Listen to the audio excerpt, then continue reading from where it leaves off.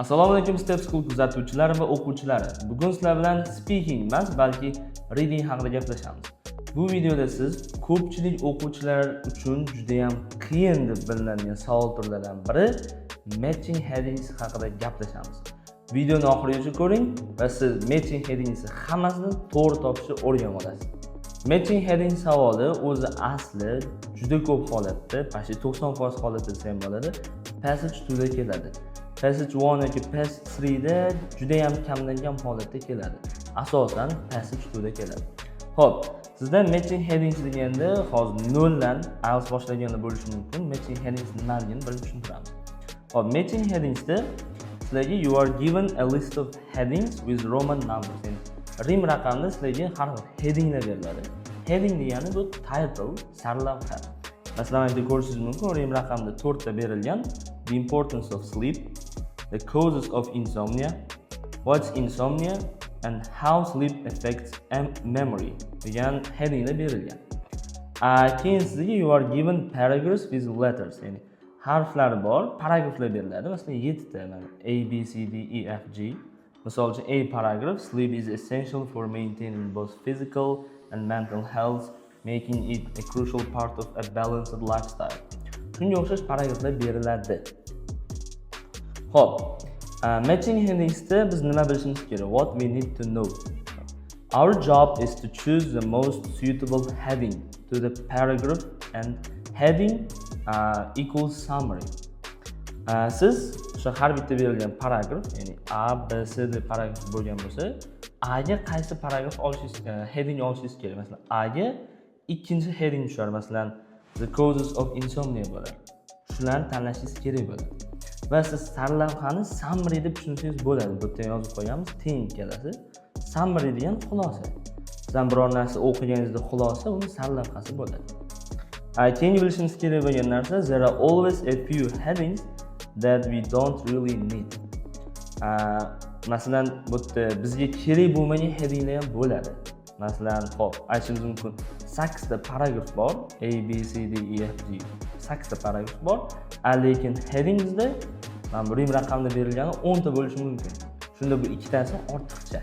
Matching headings nimaligini bilib oldik.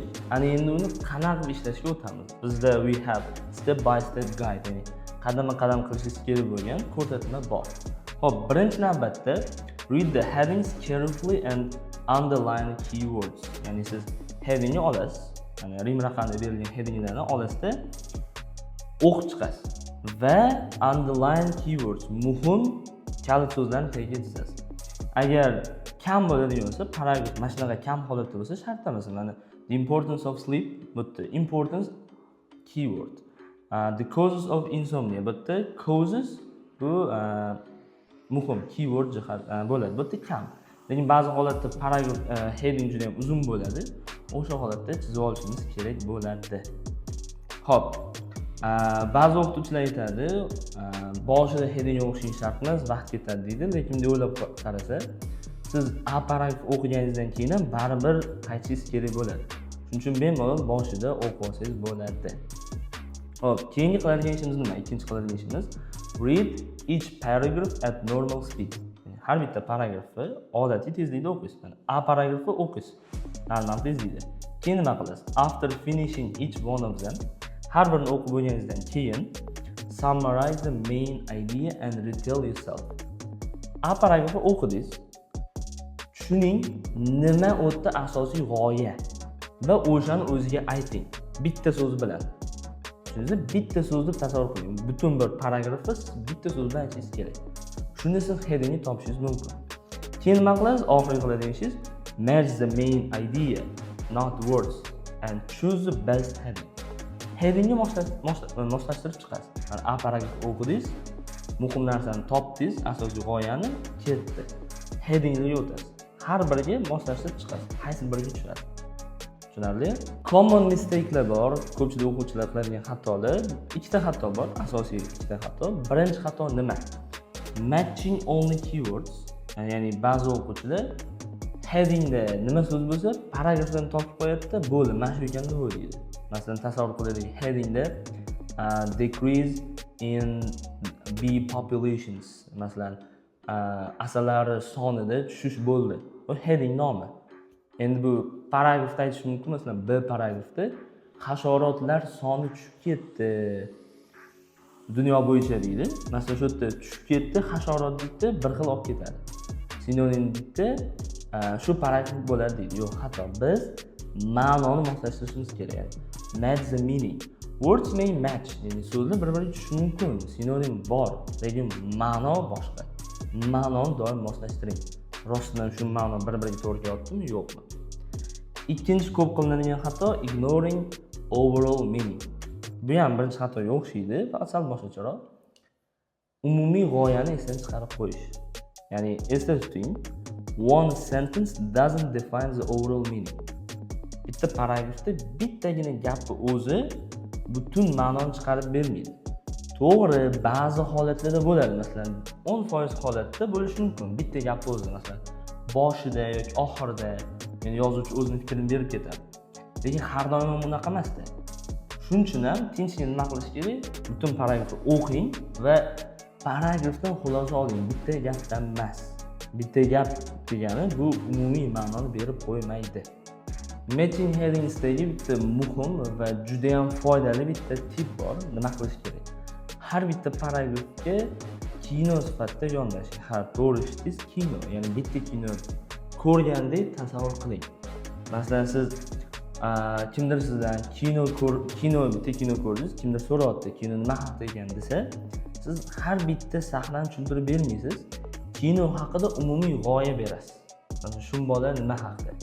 Yoki masalan, siz ko'rgan bo'lsangiz, Saradayni minib kinosini ko'rgan bo'lsangiz, siz har bitta voqeani aytib bermaysiz, balki umumiy g'oyani aytishingiz kerak bo'ladi. Masalan, men example'da ko'rishingiz mumkin. Masalan, example 1 Titanic misolida ko'ramiz. Ya'ni Titanic kinosini hamma ko'rgan bo'lsa kerak. Biz hech qachon aytmaymiz, masalan, two people meet, there is a ship, people dance, the ship hits an iceberg, people panic. Bu xato. Ya'ni biz kino gapirib bersa, bunaqa gapirib bermaymiz. O'rniga nima deymiz biz? A love story between two people from different social classes during a tragic ship disaster. Ya'ni kema halokatidagi turli xil guruhlardan, ya'ni ijtimoiy guruhdan bo'lgan ikkita insonning sevgi tarixi. Bu yaxshiroq variant bo'ladi. Yoki example 2 ni ko'rishingiz mumkin. Harry Potter and Philosopher's Stone. Ya'ni Harry Potter hamma ko'rgan bo'lsa kerak. Biz uning umumiy g'oya berayotgan bo'lsangiz, masalan, Harry Potter nima haqida desa, a boy goes to school, meets friends, plays sports and fights a bad guy. Bola maktabga boradi, do'stlar orttiradi, sport bilan shug'ullanadi va yomon insonlar bilan urushadi. Hech kim bunaqa demaydi. Biz nima deymiz bu payt? A young wizard discovers his powers and begins his battle against dark forces. Ya'ni yosh afsungar o'z kuchlarini kashf qiladi va yovuz kuchlarga qarshi jangini boshlaydi. Bu yaxshiroq, nima deydi, asosiy g'oyani tushuntirib beradigan bitta gap. Siz ham IELTSda ham xuddi shunaqa. Siz IELTSda qarang, bitta paragraf bu bitta movie, bitta kino deb qarang, a heading uni title yoki summary'si desak bo'ladi. Ya'ni siz nima qilishingiz kerak? Paragrafni o'qing, o'zingizdan so'rang. If this paragraph were a movie, what the one sentence description be? Ya'ni agar mana shu paragraf kino bo'lganda, uni bitta gapli tasviri qanaqa bo'lgan bo'lardi? O'sha tasvir headingga mos tushadi. Keling, hozir o'rgangan narsalarimizni bitta example ko'rib chiqamiz. Xuddi shu usulda topamiz paragrafning javobini. Mana bizda berilgan, hop, paragraph A berilgan va 4 ta heading berilgan. Xo'sh, headinglardan boshlaymiz. The impact of beliefs on learning behavior, ya'ni tushunchalarimizning o'rganishimizga, o'rganish xarakterimiz, qanaqa o'rganamiz? Masalan, ba'zilar tinch muhitda o'rganadi, boshqa. Xullas, o'rganish xarakterimizga ta'siri, ya'ni bizga impact of belief kerak. Belieflarning tushunchalarimizning ta'siri. Keyingisi, a change in scientific views about intelligence. Bilim, ilmimiz haqidagi ilmiy tushunchalardagi o'zgarish. Ya'ni bizga a change in scientific abuse keyword hisoblanadi. Keyingi paragrafimiz the role of teachers in student success. O'qituvchilarning o'quvchi muvaffaqiyatidagi roli. Bunga bizga role of teachers kerak. Keyingisi measuring intelligence in early research. Birinchi tadqiqotlarda bilimni hisoblash. Measure degani o'lchash, hisoblash desak bo'ladi. Bu yerda measuring intelligence keyword hisoblanadi. Endi paragraf o'qiymiz. Paragraph A. In the early 1900s, 1900-yil boshlarida scientists believed that o'sha olimlar ishonganki, e'tibor bering, ishongan intelligence was a fixed trait determined at birth. Ya'ni bilim fixed trait degani jihat, fixed desak qotib qolgan degani, ya'ni bizni tug'ilganimizda ko'rsatiladigan, aniqlanadigan qotib qolgan jihat. Ya'ni olimlar shu narsaga ishongan. Olimlarning birinchi fikri shunaqa bo'lgan ekan. Ana endi keyingi gapni o'qiymiz. However, modern research suggests. Shunga e'tibor berishimiz kerak, javob chiqadi o'zi. Ya'ni qaranglar. Lekin deyaptimi, demak bu fikr o'zgardi. Olimlar bu fikrdan qochdi, endi olishlandi bo'lardi. Lekin zamonaviy tadqiqot buni ko'rsatyapti, qaranglar. Ya'ni o'zgarish bor. Oldin boshqacha edi, keyin boshqacha. Bu o'zgarish bor. Hop. Intelligence is far more flexible. Hozirgi olimlar aytadiki, bilim ancha-muncha moslashuvchan, ya'ni can be developed over time through education and experience. Ya'ni uni biz ta'lim yoki tajriba orqali yaxshilashimiz mumkin ekan, vaqt o'tishi bilan. Demak, oldin olimlar boshqacha ishongan, hozir o'zgardi. This shift in understanding. Hop, understanding tushuncha. Mana shu tushunchadagi o'zgarish, mana shu o'zgarishlar. Shift degani ko'chish, o'zgarish degani. Has had a profound impact. Katta ta'sir ko'rsatdi on teaching methods. Yani o'qitish metodlari va education systems worldwide.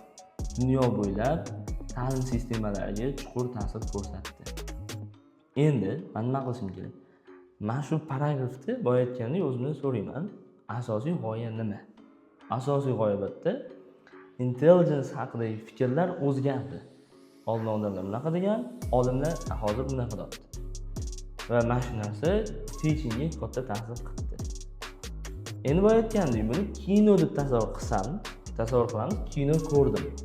Ya'ni olimlar mashina ketdi, olimlar mana bunaqa degan izlanishlar o'rgandi, bilim qotib qolgan. Uni rivojlantirib bo'lmaydi. Keyin vaqt o'tishi bilan qaysidir olimlar keldi, o'rganishlar qildi, aytdi. Bilimni yaxshilasa bo'ladi. Hamma kino tasavvur qila oladi. Mana shu kino bo'ldi. Va mana shu kinoni xulosa qilib kimgadir aytib berasiz. Nima deysiz? Olimlarning fikri vaqt o'tishi bilan o'zgardi degan javob keladi. Xuddi o'sha narsa qaysi paragrafda keldi bizda? Mana ko'rishingiz mumkin. 1. Impact of beliefs on learning behavior bormi? Tushunchalarning o'rganishga ta'siri. Bu yerda ta'sir qildi, lekin ta'siri haqida gap ketmayapti. U oxirgi gap. Boya aytgandek, bitta gapga qarab olmayman deganman. Bu yerda asosiy narsa o'zgarish bor. Ikkini olsak bo'ladi. A change in scientific views about intelligence. Bilim haqidagi ilmiy fikrlardagi o'zgarish. Bitta o'zgarish bo'ldi. Tushunarlimi? Bizda javob demak paragraf A javobi 2 bo'ladi. Umid qilamanki, bu video sizga ancha-muncha foydali bo'ldi. Bizni qo'llab-quvvatlash uchun va shunaqa videolarni ko'proq chiqarishimiz uchun like bosing va bizga obuna bo'lishni unutmang.